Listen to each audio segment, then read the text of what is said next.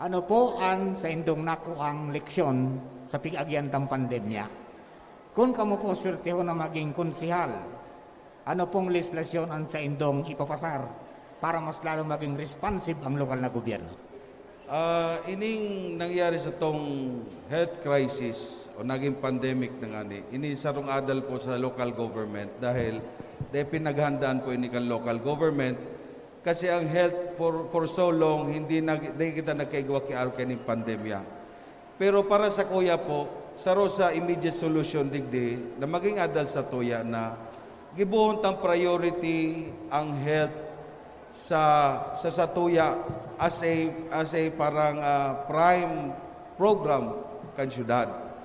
Ngunyan po, siguro sa perspective naman ang dapat na hilingon taman kung ang health ining pandemic ang perspective ta for health concern only, ang solusyon ta dagdagan ang bed capacity, dagdagan ng ospital.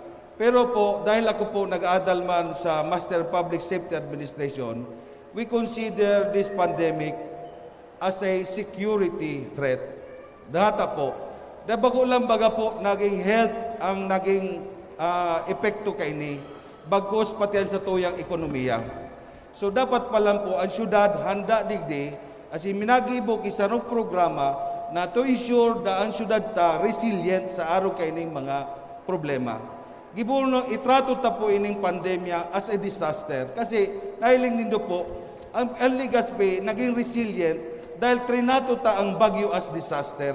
Tinawanan ta ining course ta ang mga nag-establish kita kay evacuation center. Kung ang trato ta for security kan sa tuyang syudad, tratoon tayo ning health crisis as a disaster, makakaigwa kita kipundo ay dadagdag para digdi para ma-reinforce ta and maging resilient kita.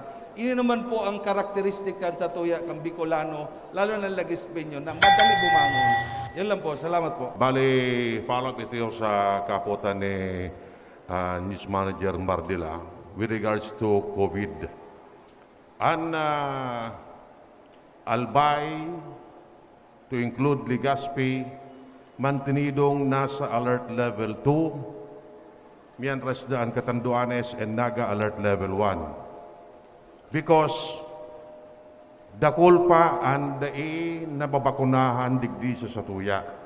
So if in case tabi kamo makakulukar sa sanggunian pang lungsod, anong mga legislation ang pwedeng ipasar to encourage those unvaccinated persons na magpabakuna, tanganing mapalangkaw ang vaccination rate and makamtanta sa pigmamautang target population and may baba sa alert level 1 ang sa tuyang syudad. Tanganing makairo-iro na ang ekonomiya, negosyo, etc. sa mga aki makalaog na sa klase.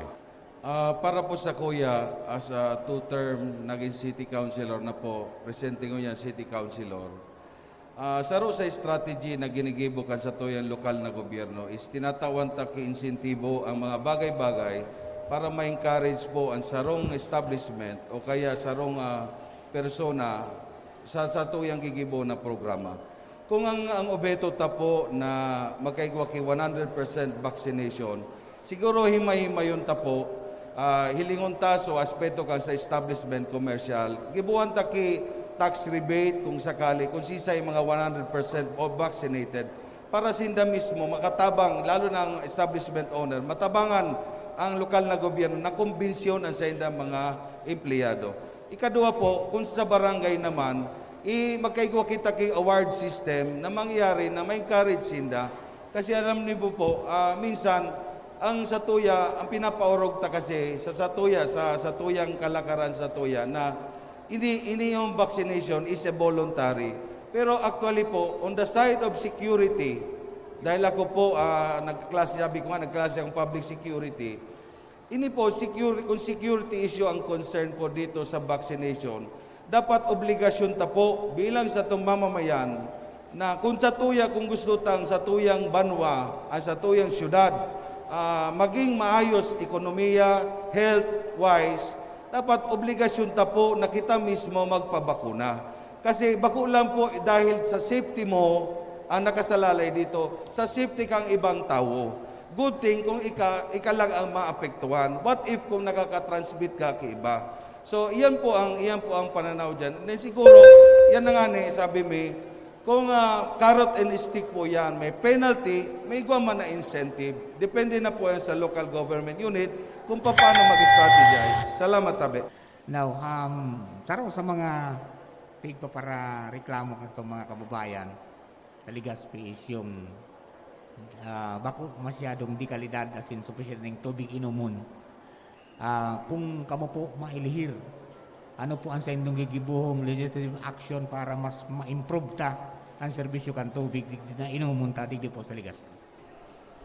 Magayon po itong kapotan dahil ito pong issue on water security iyan po under sa committee ko po, Committee on Public Utilities.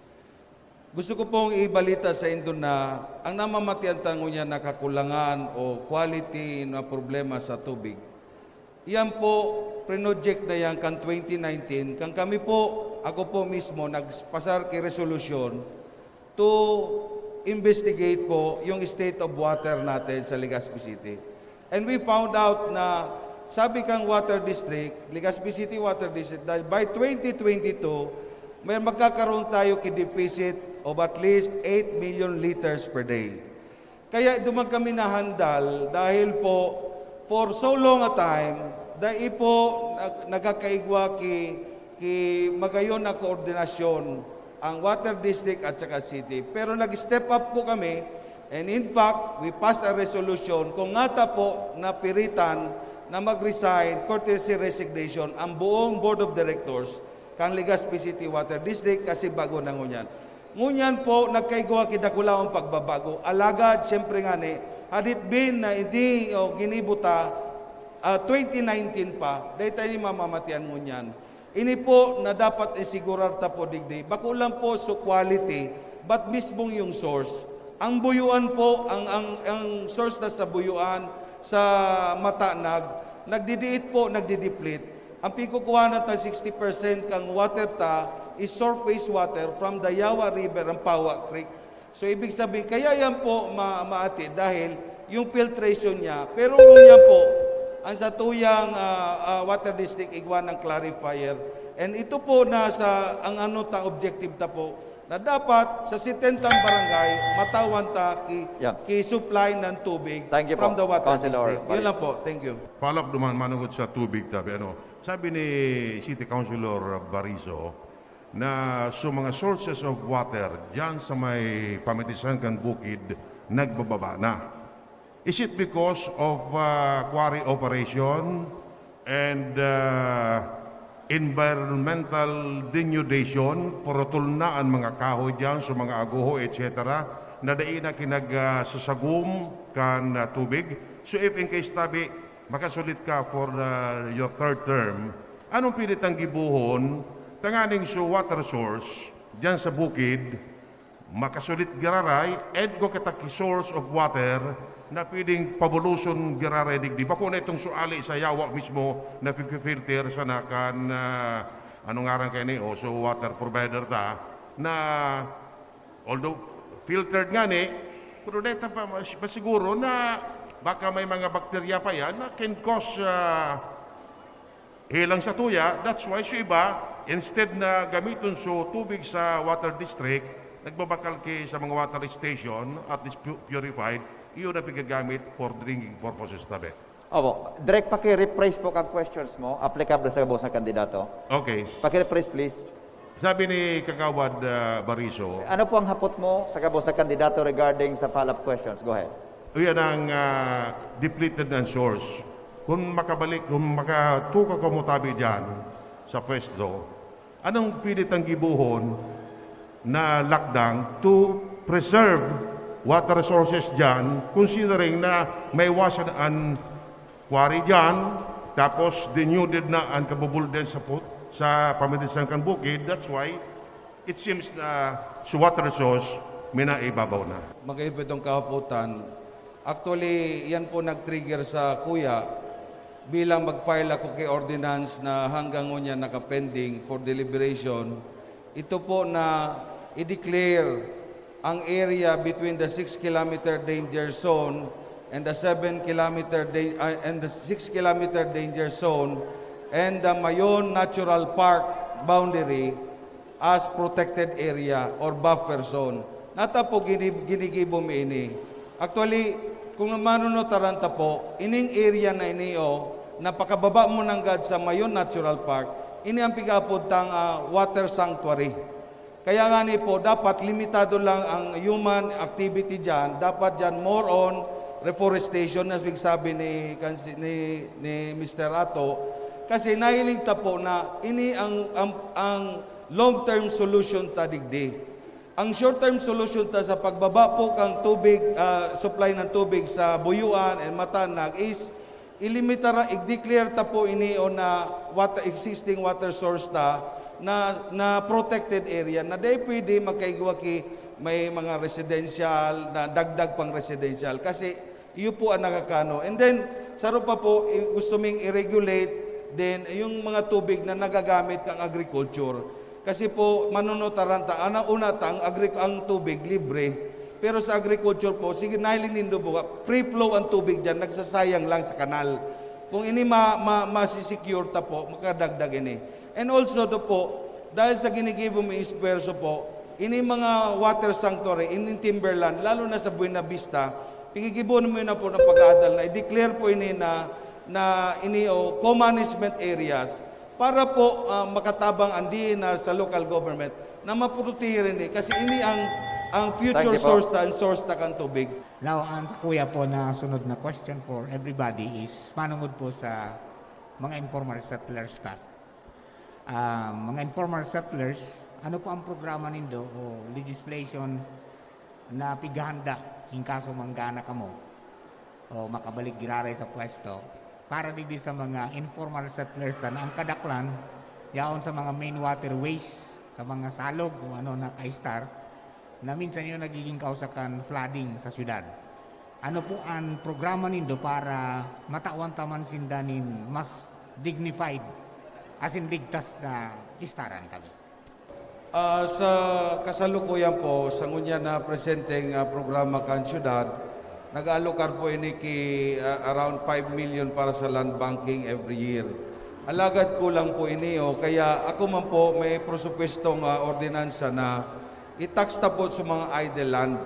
Aram po nindo, ining idle land po, lalo na digdi sa urban barangays, lalo na digdi sa Satoya, sa sentro, ini po, bako ini counterproductive po ini. Ibig sabihin, pagpapalangkaw lang nila ang presyo kang daga, pero dahil nila pigde-develop. And in that way, dahil po nakakatabang ini sa syudad. Ini pong, pagsabi kong idle land tax, iyo po ini ang i-channel ta as additional fund for the housing sector. Kasi po, ang Satoya, ako I believe, and there's a local government po, na ang housing po is now a basic right. Hindi na siya privilege. Right na po siya kan lambang ligas penyo.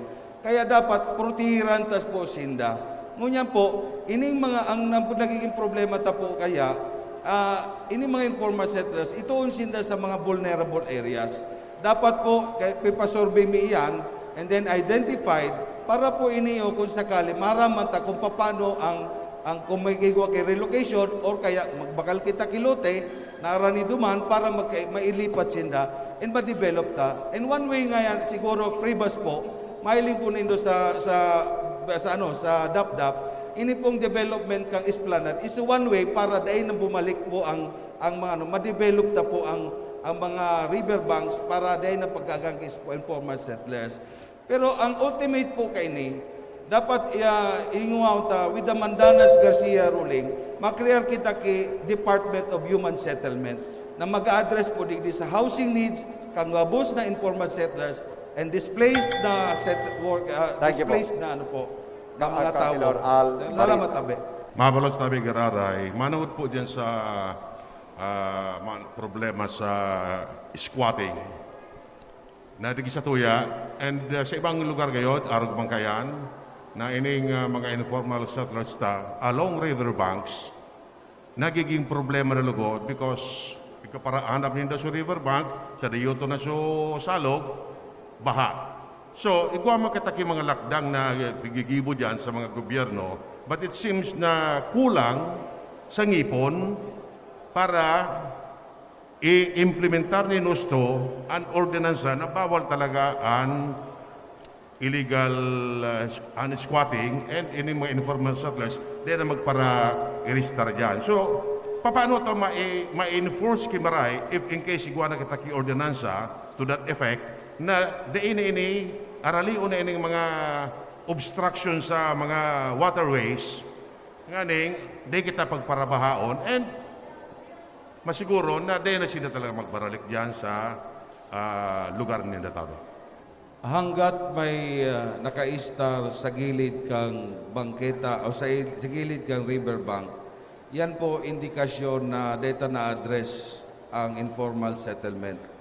Ngunyan po, para sa proaktibong solution digdi, sabi ko nga ni, it's high time na i-create sarong department sa city government na magkaigwag Department of Human Settlement na kung saan digdi po pinaplano na kung ano mangyayari po digdi development at kung paano sinda maapektuhan at paano magigibo na solusyon.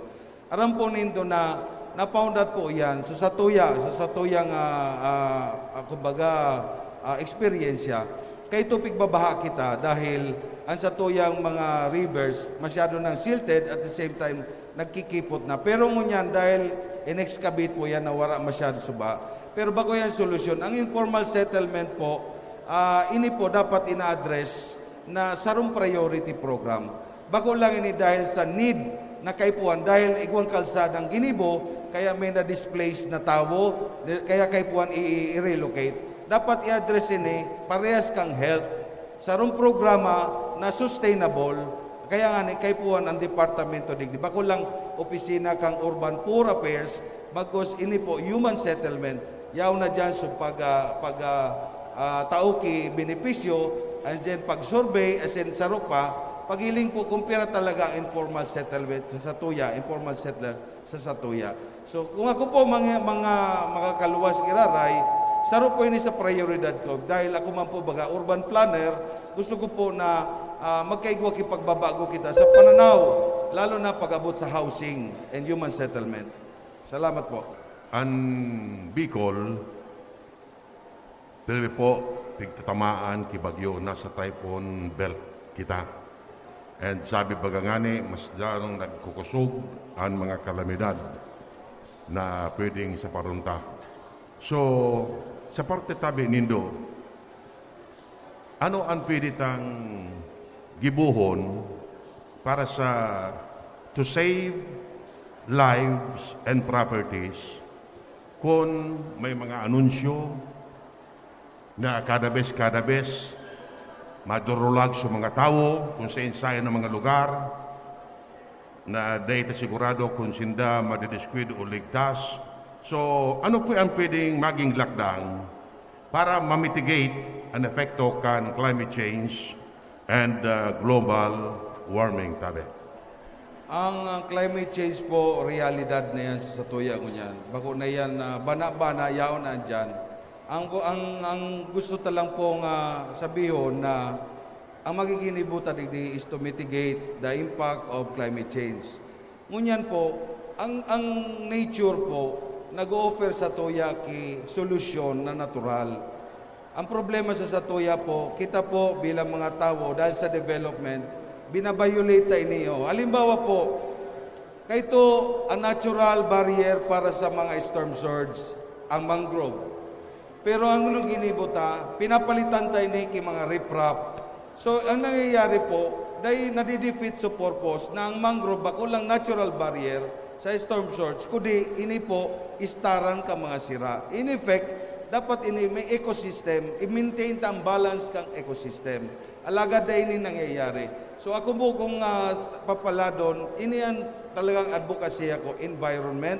Pakusukunta ang mangrove rehabilitation at saka po, ini po na gibuhunta na magkaigwa kita kay mga catchment area para di sa flood. Ang problema kasi sa tuya, so mga dapat na catchment area ta, so mga matibo ta, pinagtatambakan ta. Kaya dahil magigiusan ng tubig, kundi bumalik sa kalsada. Kaya nga ini ang dapat nang isipon, baguntan sa itong pananaw. Ang environment, madali ang magayunon kang nature sa tuya. Natural siya. Dahil siya masyadong kaipuhan na gastos. Kaya ini po saan sa tuya pampapakusugon ang barangay. Kasi ang barangay po, yaon ang frontline. Kaya dapat ang barangay, sabi ko nga sa Rosa Ubeto ko na ang bawat barangay may barangay emergency response team para digdi. Salamat, Abe. Sharing po sa nasabi ko nga po, ako po ang Sakuyan Serbisyo nakabatay po sa kasabihan, for those who have less in life should be more on law. And ang Sakuya pong programa, plataforma, naka-keyword man po yan sa Sakuyang apelyido. B for barangay governance, A for agriculture productivity, R for risk reduction and resilience, I for investment opportunities, Z for zone of peace and prosperity, and O, opportunities for all in health, education, social services. Yan po ang binabatayan ko sa duwang termino ko po bilang City Councilor, and I'm very proud to say po na ang sa inyong lingkod, nakula po ang naitabang, lalo na po sa sangguniang palusod dahil sa ginigibuta. Alagad po, bako lang po ang gusto ko lang isipon, Pabi, na kita po bilang mga butante, hilingon ta po ang kandidato, bako po sa kasaindang pisikal na kaatayuan o kung siya man ay may kwarta o dae, tawan ta po kay tsansa, gabos, asin atid-atidon ta po dahil ang pagserbisyo po bilang City Councilor, ako po na-experience ko niyan, temporaryo sana yan, pero hilingon ta po kung sisay may integridad, at sisay po ang may kakayahan. Ako po, minasolidar sa Indo, asin ako po, pirmi ko pigsasabot na ang Sakuyang Serbisyo po, tapat, subok, at may puso. Salamat tabi sa DCGB, sa oras din asin din nito tayo pagligawan, mga mahal kong Ligaspeño, numero 6 sa balota, Alvarizo po. Salamat.